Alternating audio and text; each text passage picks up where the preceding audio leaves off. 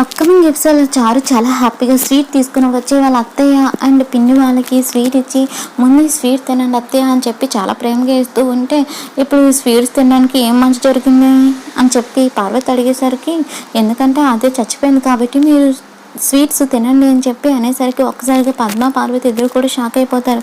అదేంటి అలా అన్నావు, అదే చనిపోవడం ఏంటి, తన హాస్పిటల్లో ఉంది కదా, బతికి తిరిగి వస్తుందేమో కదా అని చెప్పి పద్దు అంటూ ఉంటే, అది రాదు అని చెప్పి చారు ముందు ఈ స్వీట్స్ తినండి అని చెప్పి అంటూ ఉంటే, ఎందుకు అంత కాన్ఫిడెంట్గా చెప్తున్నావు అని చెప్పి పద్దు అడిగేసరికి, ఎందుకంటే అది తిరిగి రాకూడదని నేనే తనకి గాలి ఆడకుండా ఊపిరి అందుకున్న ఆక్సిజన్ సప్లై ఆపేశానని చెప్పి చారు అనడంతో వాళ్ళిద్దరు కూడా షాక్ అయిపోతారు.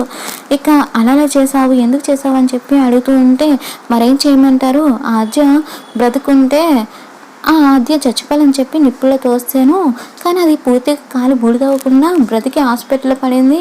అది హాస్పిటల్లో ఉన్నంతసేపు బావ గుడిమెట్లు మోకాల మీద ఎక్కడ చేతులు ఆర్త కర్పూరాలు వెలిగించుకోవడం, హాస్పిటల్ అలా తన కోసం ఏడుస్తూ ఉండడం, ఇవన్నీ చేస్తున్నాడంటే ఇక ఆద్య బ్రతుకుంటే బావ ఎప్పుడు కూడా నా సొంతం కావడని చెప్పి అర్థమైంది. అందుకే ఆద్యని పైకి పంపించాలని చెప్పి ఫిక్స్ అయిపోయాను, అందుకే ఆక్సిజన్ సప్లై ఆపేశాను, అది పైకి పోయిందని చెప్పి చారు హ్యాపీగా చెప్పేస్తూ ఉంటే, ఆ మాట విన్న పద్దు పార్వతి వాళ్ళు, ఇదేంటే స్వీట్ తిన్నంత ఈజీగా మర్డర్ చేయడం గురించి అంత ఈజీగా చెప్తుంది, కొంపతీసి అసలు మీ ఇద్దరు ఏ రాష్ట్రంలో పుట్టిన వాళ్ళ లేకపోతే ఏ సంబంధం నుంచి వలస వచ్చేసారా అని చెప్పి పద్దు అడుగుతుంటే, నాకేం సంబంధం లేదని చెప్పి పార్వతి అంటూ ఉంటుంది.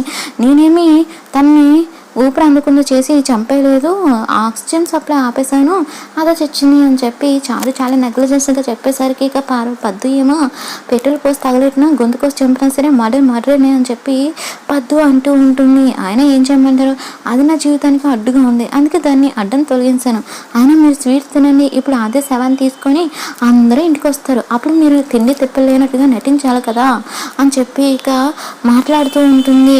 ఇక దాంతో అసలు ఇలా చేసారు చాలు, ఇవన్నీ మీకలా తెలుసు అని చెప్పి పద్దు పార్వతి అడిగేసరికి, మనకి అడ్డంగా ఉన్న వాళ్ళని అడ్డం తొలగించాలి అనుకుంటే ఎన్ని అడ్డదారులైనా దొరుకుతాయని చెప్పి చారు అంటుంది. నీకు ఇన్ని అడ్డదారులు తెలుసు అని తెలిస్తే అసలు ఇంటికి దారి చూపించేదాన్ని కాదు అని చెప్పి పద్దు పార్వతి అంటూ ఉంటే, గట్టిగా అనుకోదునా విన్నదంటే ఆక్సిజన్ సప్లై ఆపేసి చంపేసిన తనకి ఎక్కడ నరం పట్టుకొని లాగి చంపేయడం అంత పెద్ద లెక్క కాదు అని చెప్పి పార్వతి అనడంతో ఇక పద్దు భయపడిపోతూ ఉంటుంది. ఇక వాళ్ళిద్దరికి స్వీట్ ఇచ్చి నటించడానికి రెడీగా ఉందని చెప్పి అక్కడి నుంచి వెళ్ళిపోతుంది.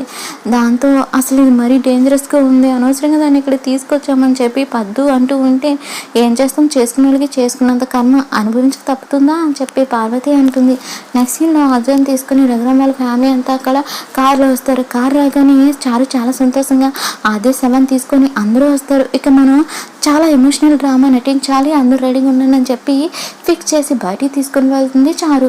అయితే అదే బ్రతుకుండడం చూసి అది నడిచి క్షేమంగా ఇంటికి తిరిగి వస్తుందని చూసి చారు ఒక్కసారిగా షాక్ అయిపోతుంది. అదేంటి ఆక్సిజన్ వెళ్ళకుండా ఆపరేషన్ కదా, చచ్చిపోవాలి కదా, ఎలా తిరిగి వచ్చింది అని చెప్పి చారు కూడా ఆశ్చర్యపోయి చూస్తూ ఉంటుంది. ఇక ఆద్య అలా క్షేమంగా తిరిగి రావడం చూసిన పద్దు అండ్ పార్వతి వాళ్ళు డ్రామా స్టార్ట్ చేస్తారు. ఇక పద్దు వెళ్ళిపోయి, అమ్మ ఆద్య బంగారం నీకేమైంది అని చెప్పి చాలా టెన్షన్ పడ్డాను, హాస్పిటల్కి వస్తే ఎక్కడ నీ గురించి ఎటువంటి చెడు వార్త వినాల్సి వస్తుందని భయంతో నేను హాస్పిటల్కే రాలేకపోయానమ్మా ఆద్య, నువ్వు బ్రతుకున్నా, ఏదేమైతేనే అది నాకు చాలా సంతోషంగా ఉంది అని చెప్పి చాలా ఎమోషనల్గా నటిస్తుంది పద్మ. ఇక పార్వతి అయితే, నీకు అలా జరిగిందని తెలిసిన దగ్గర నుంచి నేను వదిన అసలు మంచినీళ్ళు కూడా తాగలేదు ఆద్య అని చెప్పి అంటూ ఉంటే, చారు ఏమో నీకు అలా జరిగిందని తెలిసిన తర్వాత నువ్వు క్షేమంగా తిరిగి రావాలని చెప్పి ఏడుస్తూనే ఉన్నాను ఆద్య అని చెప్పి చారు నటిస్తూ ఉంటుంది. ఇక ఆ మాట విని పక్కలో బెల్లం అంటే ఇదేనేమో అని చెప్పి పద్దు ఏమో చారు గురించి మాట్లాడుతూ ఉంటుంది. ఇక బాగోలేని పిల్లని ఎంతసేపు బయట నిలబెడతారు, పద్దుని వెళ్ళి హారతి తీసుకుంటా అని చెప్పి అండంతో సరే అని చెప్పి పద్దు బూడిద గుమ్మడికాయతో అదేకి దిష్టి తీస్తుంది. ఈ దిష్టి పరుగు దిష్టి, నా దిష్టి, ఇంట్లో వాళ్ళ దిష్టి, బయట వాళ్ళ దిష్టి అన్నీ పోవాలని చెప్పి ఇక ఆద్యకి దిష్టి తీసి లోపల తీసుకోలేని తర్వాత, అమ్మ ఆద్య నువ్వు కళ్ళు తెరిచిన తర్వాతే మా మొహాల్లో సంతోషం వచ్చింది, నువ్వు ఇంటి గడపలో అడుగు పెట్టిన తర్వాతే ఈ ఇంటికి కళ వచ్చింది, మొత్తానికి నీకు ఏం జరుగుతుందో అని చెప్పి మా అందరికీ హార్ట్ అటాక్ వచ్చినంత పని అయింది తెలుసు కదమ్మా అని చెప్పి అంటూ ఉంటారు. ఇక జానకి ఏమో నువ్వు ఎక్కడికి వెళ్ళకుండా కొన్ని రోజులు కూర్చొని రెస్ట్ తీసుకో అని చెప్పి అంటుంది. దాంతో నువ్వు కూడా రెస్ట్ తీసుకో, అసలు నీకు అలా జరిగిన దగ్గర నుంచి అసలు జానకి ఏడుస్తూనే ఉంది కాబట్టి నువ్వు రెస్ట్ తీసుకోవాలని చెప్పి సుందరమ్మ అంటూ ఉంటే, ఆద్యకి ఇప్పుడు బాగానే ఉంది కదా, ఆ సంతోషంలో నేను రెస్ట్ తీసుకోవాల్సిన అవసరం లేదని చెప్పి జానకి అంటూ ఉంటుంది. అప్పుడు రఘురామ్ ఏమో ఆర్జేని ఒక క్వశ్చన్ అడుగుతూ ఉంటాడు. అయినా అందరూ నాటకం చూస్తూ ఉంటే నువ్వు అసలు ఆ మంటల దగ్గరికి ఎలా అందులో నువ్వెలా పడిపో అది అని చెప్పి రఘురామ్ అడుగుతూ ఉంటే, నేను ఆ మంటల్లో పడిపోలేదు పెద్దనాన్న, ఎవరు నన్ను వెనకాల నుంచి గట్టిగా నెట్టేశారు, దాంతో నేను మంటలో పడిపోయాను అని ఆదో చెప్పగానే అందరూ ఒకసారిగా షాక్ అయిపోతారు. ఇక చారు భయపడిపోతూ ఉంటుంది. అసలు నేను ఎవరు మంటల్లో తోసారు ఆద్య అని చెప్పి శ్రీను అడుగుతూ ఉంటే, చెప్పమ్మా ఆద్య, నేను అసలు మంటల్లో ఎవరు నెట్టేశారు, మన ఇంటి పిల్ల అని తెలిసి కూడా ఎవరు నిన్ను చంపాలని చూశారు, అలా చేసిన వాళ్ళు ఎవరైనా సరే నేను అసలు వదిలిపెట్టను, ఎవరో ఏంటో చెప్పమ్మా అని చెప్పి రఘురామ్ అంటూ ఉంటే, నన్ను ఎవరు మంటల్లో తోసారు, ఆ వ్యక్తి మొహాన్ని అయితే నేను చూడలేదు పెద్దనాన్న అని చెప్పి ఆద్య అనేసరికి, అసలు ఆద్యని చంపవలసిన అవసరం ఏముంది, మన ఇంటి అమ్మాయిని చంపాల్సిన అవసరం ఉంది, అసలు అన్యం పుణ్యం తెలియని ఒక అమాయకురాలను చంపాలని ఎవరు అనుకుంటారు, అసలు ఆద్య మీద పగ ఎవరికి, ఆద్యని చంపాల్సిన అవసరం ఎవరికి ఉంది అని చెప్పి అందరూ రకరకాలుగా మాట్లాడుతూ ఉంటారు. ఇక ఏదేమైనా సరే నిన్ను చంపాలని చూసిన వాళ్ళని ఎట్టి పరిస్థితులు వదలని చెప్పి రఘురామ్ అంటూ ఉంటే, అవును పెదనాన్న, ఆద్యని చంపాలని చూసిన వాళ్ళని అస్సలు వదిలిపెట్టొద్దు, వాళ్ళు ఎవరైనా సరే వాళ్ళని శిక్షించు, అలాగే ఒక మనిషి ప్రాణాలు తీయాలని చూసారంటే అటువంటి ఆలోచనలు ఒక మృగానికి మాత్రమే వస్తాయి, అటువంటి మృగాన్ని మాత్రం వదిలిపెట్టొద్దు అని చారు మహానటిలా నటించేసరికి ఇక పద్దు పార్వతి వాళ్ళు దండం పెడుతూ ఉంటారు. ఇక రఘురామ్ ఏమో, నువ్వేం భయపడకమ్మా, అసలు నీ జోలికి వచ్చిన వాళ్ళు ఎవరో ఏంటో తెలిస్తే వాళ్ళు జీవితం మళ్ళీ ఇంటి మొహం కూడా చూడకుండా చేస్తా అని చెప్పి రఘురామ్ ఆద్యకి మాటిస్తాడు. దాంతో ఇక పద్దు ఏమో చారుని తిడుతూ ఉంటుంది. ఇక శ్రీనుతో ఆ నాటకంలో వీడియో ఎలానో రికార్డ్ చేశారు కదా, ఆ వీడియోలో ఎవరైనా ఆద్యని చంపాలనుకున్న వారు కదలికలు కానీ మొహాలు కానీ ఏమైనా కనపడతాయి, కాబట్టి ఒకసారి వీడియో ఫుటేజ్ చెక్ చేయమని చెప్పి శ్రీనుని రఘురామ్ పంపిస్తాడు. ఇక పచ్చని పందిట్లో, అది సీతారాముల కళ్యాణంలో, గుళ్ళో ఇలాంటి దారుణానికి ఎవరు ఒడికెడతారని చెప్పి అందరూ మాట్లాడుకుంటూ ఉంటారు. ఇక చారు టెన్షన్ పడుతూ ఉంటుంది. నెక్స్ట్ సీన్లో అసలు ఆక్సిజన్ సప్లై ఆపేసాను కదా, అది అలా బ్రతికిందా అర్థం కాక చాలా బుర్ర పీక్కుంటూ ఉంటుంది. ఇక నెక్స్ట్ శౌర్యకి అవార్డు బహుమతీకరణ జరుగుతూ ఉంటుంది. అప్పుడు శౌర్య గురించి చాలా గొప్పగా మాట్లాడుతూ ఉంటారు.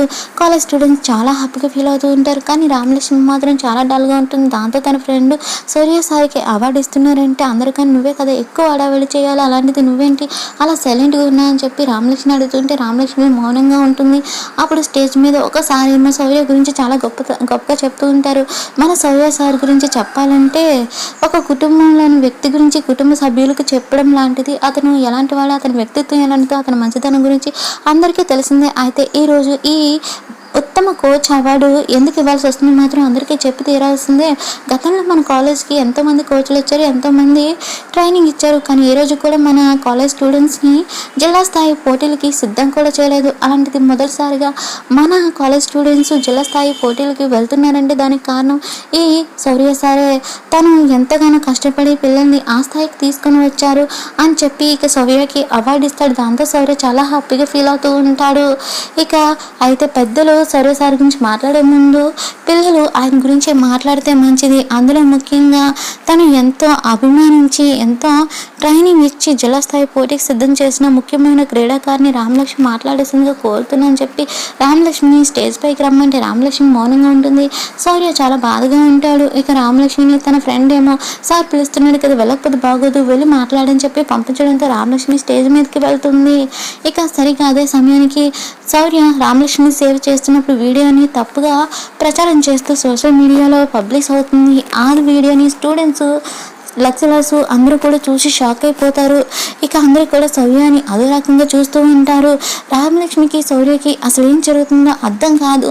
ఇక వెంటనే తన ఫ్రెండ్ ఆ వీడియో తీసుకొని వెళ్ళి రామలక్ష్మి చూపించుకొని రామలక్ష్మి కోపంగా శౌర్య దగ్గరికి వెళ్తూ ఉంటుంది. నెక్స్ట్ సీన్లో ఆద్య తన ఫోన్ చూడగానే ఆ ఫోన్లో రామలక్ష్మి పరుగు పోయే విధంగా ఉన్న వీడియోని చూసి తను కూడా షాక్లో ఉండిపోతుంది.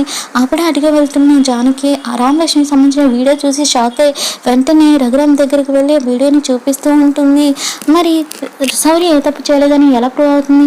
ఇప్పుడు రఘురామ్ శౌర్యని ఏం చేయబోతున్నాడు, ఏం జరగబోతుంది అనేది అప్కమింగ్ ఎపిసోడ్లో చూద్దాం.